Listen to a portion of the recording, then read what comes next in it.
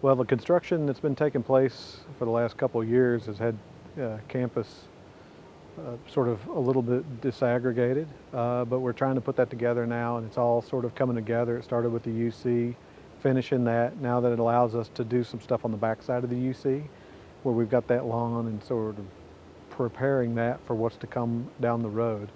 The areas around some of the other buildings, the library, for example, that's been fenced in for quite a while.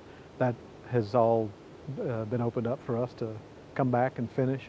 And really the idea behind all of that, the landscape, is we want to make this an environment for students to use. We want to make this an outdoor environment it's all for the students. It's all about making space that's available for students to use, bringing them outdoors, in some cases having class outdoors, just recreating and just enjoying the outdoor space here on campus. During the summertime, a lot of people leave campus. It's hard to imagine, but for those of us that are here on campus, this is where you really put the work in. While everybody's gone and it's at the most convenient time to do it. A lot of long hours, a lot of overtime, a lot of hard work. It's the hottest time of the year, so credit goes to the guys doing the landscaping. I mean, they've really put it out this summer. They've enjoyed every bit of it.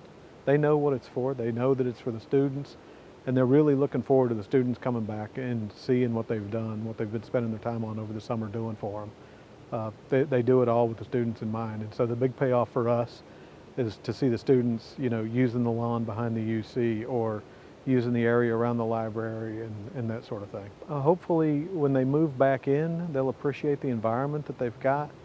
It's funny that all the facilities takes into consideration the fact that the work that we do surrounds students and faculty 24/7.